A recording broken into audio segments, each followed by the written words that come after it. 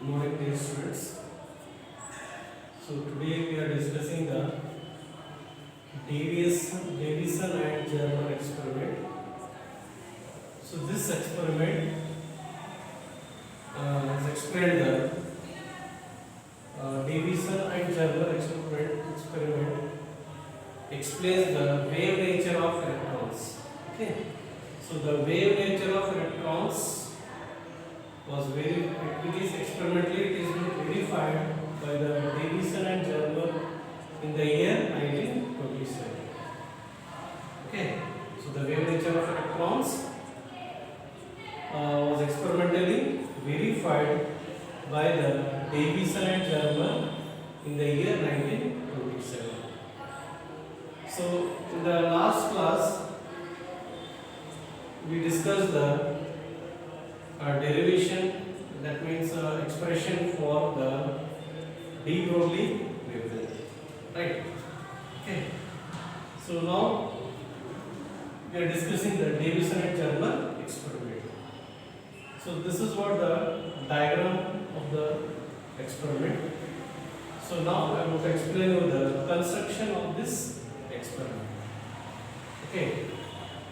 So this experiment consists of this experimental arrangement consists of a filament F. It is a filament. F means here filament, which is heated by a low voltage. Okay, which is heated by a low voltage.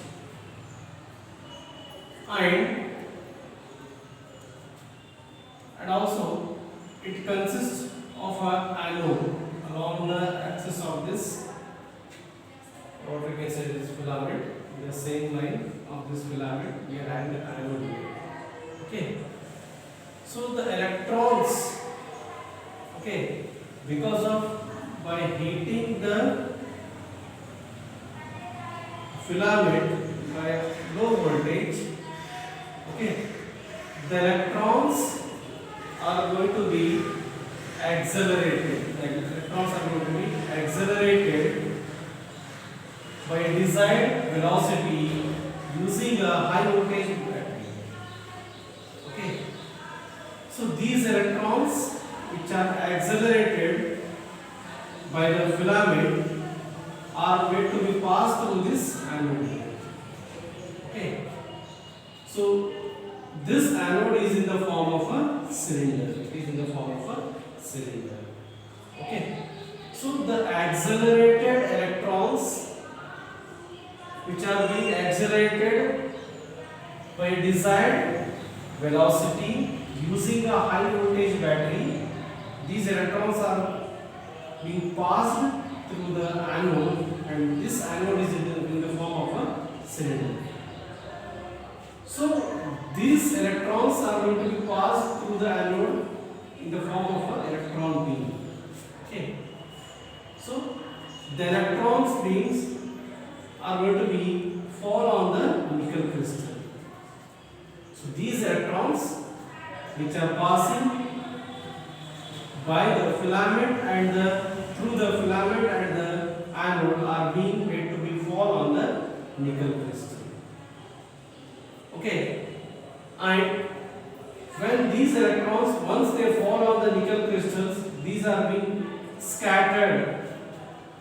Okay, the electrons are being scattered. So these electrons are scattered by the atoms which are present in the nickel crystal. So the electrons are scattered by the atoms which are present in the nickel crystals. The scattered electrons are being detected by using this movable detector. So these scattered electrons which are detected by the movable detector, which is in turn connected to a sensitive galvanometer. Okay. These scattered electrons are having some intensity. They are having an intensity here. So that intensity is measured by using this circular scale. Okay. So in all different directions, these electrons are going to be scattered. Okay. scattered by the atoms which are present in the nickel crystal. Okay, because the electrons are being collided with the atoms which are present, collide with the atoms which are present in the nickel crystal, and once they collide, they will get scattered, and these electrons are going to be scattered in all different directions. Okay, so those scattered electrons are having some intensity. So that intensity is being measured by using a circular scale, which is in turn connected to a sensitive galvanometer. That sensitive galvanometer, whose deflection is directly proportional to the intensity of the scattered electrons. Okay, so more the intensity of the scattered electrons, then more will be the deflection in the galvanometer. So that means deflection, how much more deflection is shown in the galvanometer, that we should think that the more is the intensity of the scattered electrons. Okay, so these scattered electrons are scattered in different angles, in different scattered angles. Okay, let us say this here we are considering our electron which is being scattered. These electrons are being scattered by making an angle theta. That is called, this theta is called as a scattered angle.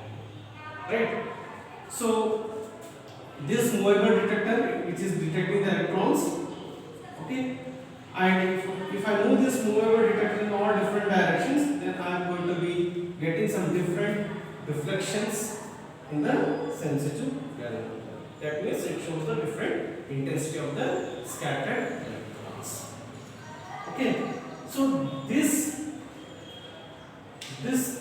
intensity of the scattered electrons are being varied with some different voltage.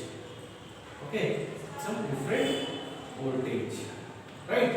Okay, so that voltage is somewhat between 44 volt to 54 volt.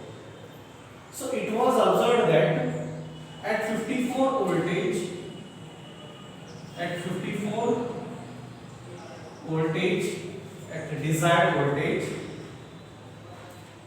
the intensity of the scattered electrons is being observed maximum. At 54 voltage. At 54 voltage, that is the desired voltage at which the scattered electrons is observed that it is having a more maximum intensity. Okay, so that is being varied. Okay, so from 44 voltage to 54 voltage. Okay, so from this it was got that the wavelength of that scattered electron, which was got the value that is lambda is equal to 1.65 angstrom. Okay, and according to the de Broglie wavelength, okay, it is got that, as we know that V is equal to 54 volt. So we know that as I explained in the last previous class, the other forms of de Broglie wavelength that can be calculated is lambda is equal to 12.27 angstrom divided by under root of V, where V is the voltage. Okay, so that is lambda is equal to 12.27 divided by under root of, at what voltage we are getting the maximum intensity of electrons? At 54, that is 54 here. So we are getting this lambda is equal to, that is how much? After calculating we will be getting, that is 1.66 angstrom we will be getting. So this is what we got from, this is the experimentally got this value, that is lambda is equal to, by the diffraction method. By the diffraction method we got the lambda is equal to 1.65 angstrom, which is experimental value, and the theoretical value lambda is equal to 1.6. The theoretical value means according to the de Broglie wavelength form. equation. This is lambda is equal to 12.27 divided by under root of V angstrom. So that theoretical value, how much we are getting? 1.66 angstrom. That means both are almost equal. So this shows that the Davison and Germer experiment successfully explained the wave nature of the electron. Okay, so this is what the Davison and Germer experiment. So this is they have just compared the experimental value and the theoretical value. Okay, from the diffraction method they got the lambda is equal to 1.65 angstrom, and the theoretical value, how much they are getting? 1.66 angstrom. Okay, so that is what they got both the results close values. They got the close values, experimental value and the theoretical value. Both are getting the close values. So it proves that the electron is showing the wave nature. They experimentally they proved the electron are behaving like the wave nature.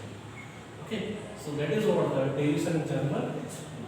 Okay, so in today's class we will stop here. In the next class we will discuss the numericals based on the wave nature of matter and radiation. Okay, thank you.